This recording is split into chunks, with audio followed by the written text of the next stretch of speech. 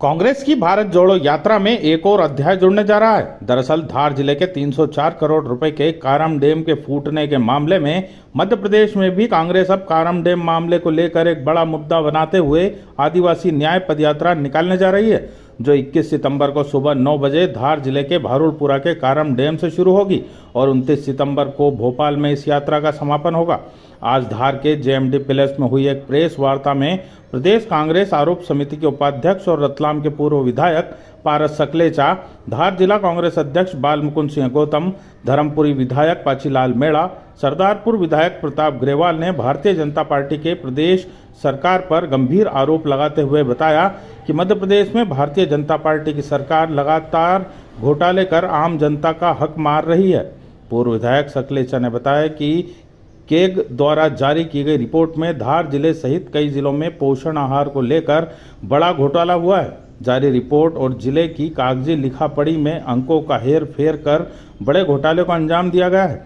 सकलेचा ने गंभीर आरोप लगाते हुए कहा कि शिवराज के संरक्षण में पोषण आहार में 2007-8 से लेकर 2021-22 तक लगभग 15,000 करोड़ रुपए का महाघोटाला हुआ है, जो व्यापम घोटाले से भी 4 कदम आगे है, जिसमें शाला त्यागी बालिकाओं की संख्या में मनमाफिक हेरफेर, इसके अलावा ज्यादा उत्पादन कच्चे माल का तथा उत्पादन की मात्रा में अंतर सहित गुणवत्ताहीन राशन और बोगस वितरण सहित अन्य बिंदुओं को दर्शाकर करोड़ों रुपए का महाघोटाला किया गया है। वहीं विधायक पाचीलाल मेड़ा ने बताया कि धार जिले के आदिवासियों के साथ शिवराज की भाजपा सरकार ने अन्याय किया है। बहुचर्चित कारम डैम फूटने के मामले में डैम प्रभावित अनेकों पीड़ितों को अब भी जंगलों में रहने को मजबूर हैं। कई प्रभावितों को अब तक मुआवजा भी नहीं मिल पाया है। प्रभावितों की खेती पूरी तरह बर्बाद हो गई है। इसको लेकर आदिवासियों को न्याय दिलाने के लिए डैम प्रभावित लोगों के साथ कांग्रेस भारुलपुरा के डैम स्थल से आदिवासी न्याय पदयात्रा निकालेगी, जो 21 सितंबर को सुबह शुरू होगी और मानपुर, इंदौर, देवास, सोनकच्छ, सीहोर होते हुए 29 सितंबर को भोपाल पहुंचेगी और भोपाल में आदिवासी भाइयों के न्याय दिलाए जाने के लिए गुहार लगाई जाएगी। मैं कल जो पूर्व में कारम डैम घोटाला 304 करोड़ का जो घोटाला हुआ है, उस घोटाले को मैंने विधानसभा में रखा था।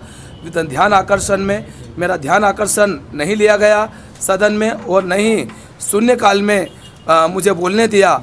इस वजह से वहाँ पर जो किसानों को अधिकार मिलना चाहिए था, उनके मकान के बदले मकान देना था, ज़मीन के बदले ज़मीन देना था और उचित मुआवजा ज़मीनों का देना था और 18 साल से ज़्यादा वयस्क पुत्र पुत्रियों को 5 लाख पर व्यक्ति को देने की बात करी थी। ये कोई भी बात हमारे लोगों की नहीं सुनी, इस वजह से मैंने सदन में रखा और ये प्रश्न नहीं चलने दिया। इसकी वजह से इस कारम डैम को डाइवर्ट करने के लिए हमको उलझाते रहे सदन में, पुलिस वालों के द्वारा मरवाया, हमको विधानसभा में किसी बीजेपी के एक विधायक जी उमाकांत की द्वारा उलझाया।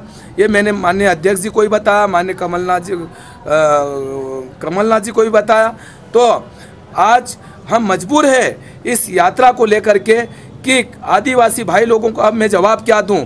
तो वो उन्होंने पैदल यात्रा करने के लिए वो तैयार रहे किसान और 21 तारीख से 29 तारीख तक हम पैदल कारम डैम से लेकर के जो भी डूब प्रभावित है वो पैदल यात्रा कारम डैम से लेकर के भोपाल राजभवन तक करेंगे और राज्यपाल को हम समस्या बताएंगे। पदयात्रा का क्या स्वरूप रहेगा, कितने बड़े नेता भी शामिल होंगे इसमें? आदरणीय पद यात्रा उन गरीब किसान और माताओं बहनों की रहेगी जिनके मकान टूटे हैं, ज़मीनें गई है और उनके साथ में जो भी वहाँ से संबंधित जनप्रतिनिधि हो और अन्य संस्थाएं जो भी उनका सहयोग करने वाली, वो उनके साथ में चलेंगे। और ये यात्रा 21 तारीख से 29 तारीख 9 दिन की यात्रा है।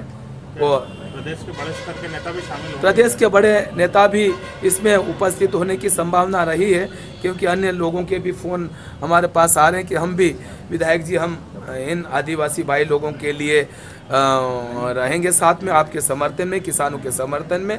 और माननीय कमलनाथ जी ने भी सभी जिला अध्यक्षों से निवेदन किया है कि ये किसानों की हम सब मदद करें। पोषण आहार में जो केग ने जांच की है उसमें 6 जिलों को लिया था उसने, और उसमें धार जिला भी है। तो धार जिले में जिस कैटेगरी के अंदर घोटाला पाया गया, नंबर 1 उसमें सारी जो संख्या है मतलब उसमें 6 कैटेगरी को पोषण आहार दिया गया, उन 6 कैटेगरी संख्याओं में मैनिपुलेशन किया गया। क्लियर लिखा कि उसमें धार जिले के अंदर संख्याओं के अंदर मैनिपुलेशन किया गया। दूसरा, इसके अंदर केक ने पाया कि जो फूड उनको रिसीव्ड हुआ, जिसे टेक होम राशन बोलते हैं, उसको बैग्स बोलते हैं, पैकेट्स में जो पैकेट्स रिसीव्ड हुआ है, तो मान लीजिए इन्होंने दिखाया कि 14,000 पैकेट रिसीव्ड हुआ है, और जो पैकेट डिस्ट्रीब्यूट हुआ उसके अंदर भी 25% से ज़्यादा का घोटाला पाया गया। इसका मतलब ये हुआ कि जो रिसीव्ड हुआ संख्या बोगस दिखाई गई और जो डिस्ट्रीब्यूट हुआ वो संख्या अलग दिखाई गई, तो घोटाला पाया गया। दूसरा, इन्होंने कागज़ पे दिखाया धार जिले के अंदर कि हमने जो पैकेट मिले वो सारे बांट दिए, पर जब केक के अधिकारियों ने जांच की और वो डीपीओ की उपस्थिति में जांच की, तो कई पैकेट 2,500 से ज़्यादा पैकेट उनके AWC मैंने आंगनवाड़ी केंद्र पर पड़े हुए मिले। इसका मतलब जो कागजों में एंट्री की गई है वो गलत है, और जो हितग्राही वो संख्या है ही नहीं, उन्होंने दिखा दिया कि हमने हितग्राही को बांट दिया। बिजली के उपयोग में केक ने पाया कि 12 दिन, देखिए उसमें 2 बातें पाई केक ने। एक तो कि यहाँ पर जैसे एक आंगनवाड़ी केंद्र है तो उसकी प्रतिदिन पोषण आहार बनाने की क्षमता तय है, उस क्षमता से अधिक दिन 181 डेज इन्होंने ज़्यादा उत्पादन किया। अब ज़्यादा उत्पादन किया तो इसका मतलब बिजली की उपयोग ज़्यादा होना चाहिए, 2 गुना, जब उत्पादन आप 3 गुना दिखा रहे हो और बिजली का उपयोग जो होता है रूटीन में उससे आधा दिखाया, तो इन दोनों आंकड़ों को कंबाइन करके केक ने पाया कि आपने उत्पादन बोगस दिखाया है। अगर उत्पादन वास्तविक होता तो बिजली का बिल इतना ज़्यादा होना था, और इस प्रकार से यह पाया कि यहाँ पे जो 70% बिजली का जो बिल है वो बोगस पाया गया, उतना उत्पादन नहीं हुआ जितना बिजली का बिल था। तो ये केक ने इस रिपोर्ट के अंदर पाया। दूसरा, जो ट्रक नंबर जो यूज़ किए गए सप्लाई के, रिसीव्ड के, स्टॉक में माल आने के और डिस्ट्रीब्यूट करने के, दोनों के ट्रक नंबर के अंदर कोई सामंजस्य नहीं है। वही बात है कार के है, स्कूटर के हैं, टैंकर के हैं और ऑटो के नंबर है। केक ने अपनी रिपोर्ट के अंदर ये सारी बातें इसके अंदर धार जिले में पाई, और ये सब मिला के धार जिले के अंदर अगर सारे मैंने अमाउंट दिए हैं, अगर सारे अमाउंट को जोड़े तो धार जिले में इसलिए 3 साल के अंदर मतलब कम से कम ये 200 से 300 करोड़ का घोटाला हुआ है, 200 से 300 करोड़, और सारे अमाउंट उसमें दिए हैं कि किसमें 2 करोड़, किसमें 5 करोड़, किसमें 10 करोड़, इस तरह से मिलाकर जैसे ये घोटाला हुआ है। इसमें अंदर खाद्यान्न के अंदर संख्या में लेकर 60 करोड़ का घोटाला हुआ।